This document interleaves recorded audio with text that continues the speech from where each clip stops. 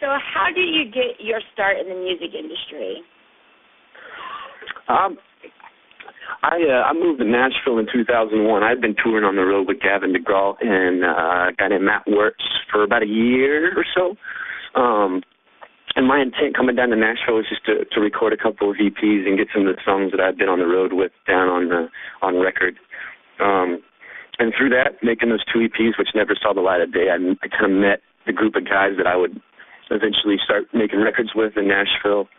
The guys that would kind of turn me on to the music that I would eventually start writing, because it was a completely different thing 8 years ago when I was on the road, just as a singer-songwriter kind of thing.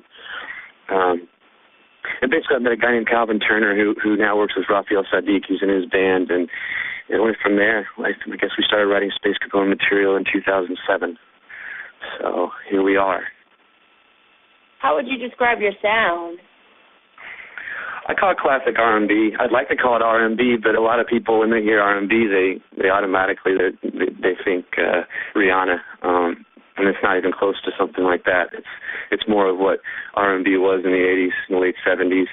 That's why I call it classic R&B. Very horn-driven, man. Horns are like it.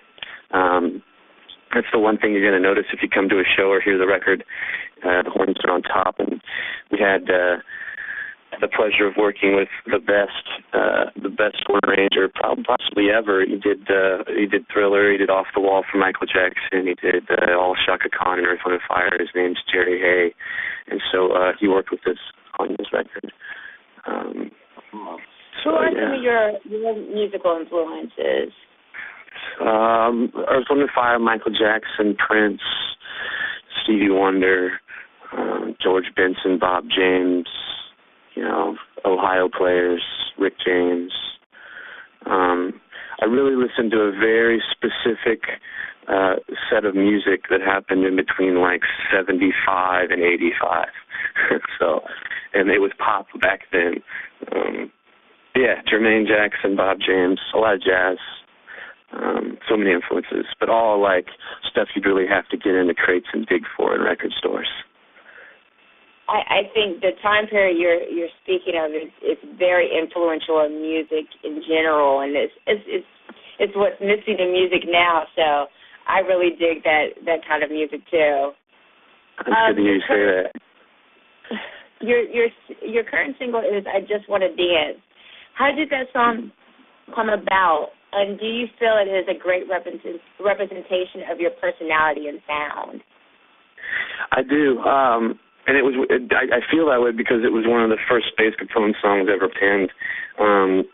And it came about, I was in a Prince mode for like a couple months back in 2007, and I'd really been getting into a habit of sitting down and writing songs that didn't necessarily sound like one another, but had the same rhythm and swing, and I wanted to get out of that. So the way I write is I'll make a drum loop, and then I'll sit down and I'll write to that. So my goal was to just get a fast 4-on-the-floor loop going and channel that Prince. And that's probably one of the first Space Capone songs ever written. And I feel like it's a perfect representation. Although it's hard for me, I'm biased because the songs that I like in my repertoire are the most technical and hardest to write, But I Just Want to Dance came so easily, and it was written in 15 minutes, and there's only like 4 chords, and so part of me wants to be like, oh, that's child's play, and I understand why you guys like it, but that's not the best. But it is. Listening to that song, you should be able to catch the vibe just by that alone. And that song actually, you can hear it online. They just released it ahead of the album. The album's going to be released in January, and then that song is already streaming online with the I Just Want to Dance music video as well, so you can check it out there. What can we expect from your debut album, and who were some of the writers and producers and musicians you worked with? I was pretty much the only writer. That's the way I roll. I don't co-write like country music does. So if there's things in the song that I need that I wasn't able to come up with on my own, I'll have my production team help me out with a bridge or a missing outro or verse. What to expect on the next album? That's a good question. I would expect a lot of horns. You know, it's a lot of Jerry. It's a lot of dance music, full on the floor. It's a big sound, a very produced sound, so it's going to sound like a Quincy Jones or a David Foster type of album, where you can tell a lot of thought went into the arrangement of every song. And also the players, you're going to hear, J.R. Robinson's playing drums. He's the most recorded drummer in the history of music. He played on all Michael Jackson, Shaka Connor's, on the Fire stuff. You're going to hear Jerry Hay, obviously, the horn arranger, the great horn arranger, and Jay Graydon, who was a guitar player who played with Steely Dan and Earth, Wind & Fire as well. So I guess you're just going to hear a polished sound that should make you want to get up and dance. You're going to have to dance. Oh. Awesome. Describe the creative process for your album, and was it all what you expected it to be? Creative process was to send out good vibes, basically. I want everybody smiling and moving their feet when they're hearing it. I think we accomplished that. Every song is upbeat in your face. I think early on, I wanted to make it sort of a storyboard kind of thing, where Space Capone was a superhero who was here to save the world from mediocre music and what's going on with the music industry. And we kind of did that for a while, and I might have given up on it along the way, but still, all the songs have that about them. They have this, I know it's been a hard week at work. It's time to kick back and relax. Listen to the music and forget about things for a while. That's the overall theme of the album. How did you get your name, Space Capone? I woke up with it, and it had been something I was thinking about for a while. I know that sounds corny, waking up with it.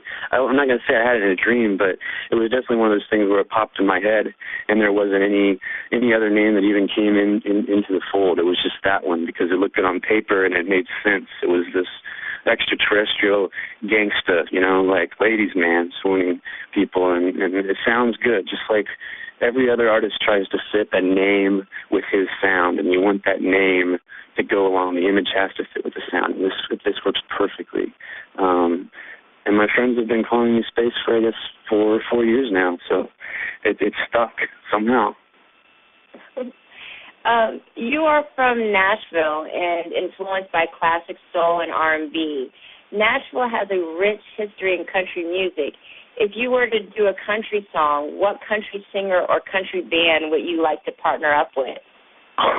Dana, that's the best question I've ever gotten in my life. Oh my gosh, what country act do I want to partner up with? Oh man, see, if you would have asked this to a person who had any inkling of what's going on in the country industry, it would have been an easier question to answer. You know what? I'd probably say George Strait, because that's classic, and the guy has a few good songs, and he has the love songs, and he has a sort of sex appeal about him on stage. He really doesn't have to do anything at all, which I kind of envy. But yeah, I'd say George Strait, and that's probably just because I have a man crush on him. 2012 is upon us. What was your biggest accomplishment in 2011, and what do you look forward to the most in 2012? 2011, the biggest accomplishment was signing with AVJ Records, and just them finding us and me finding them, and it being a good deal, and it works out for everybody, and I feel comfortable. It's a tight-knit family, and so that was it for 2011. But there's still so much work to do. I'd say 2012, we'd like an accomplishment for us that we'd like to get to in 2012 would be to play every single one of the festivals on the circuit, which is where I feel like Space Capone needs to be. We reach more ears at festivals. That's kind of like becoming the tastemaker these days. And I think you'll see that when working with my agent right now, Buddy Lee Attractions, on landing some of the Lollapaloozas and the Hangout Fests and the Bonnaroos this year. So look forward to seeing us in some of those bills. Well, thank you so much, and Happy New Year. Good luck in the new year, and good luck with your new album. I appreciate you, Dan. Thank you so much.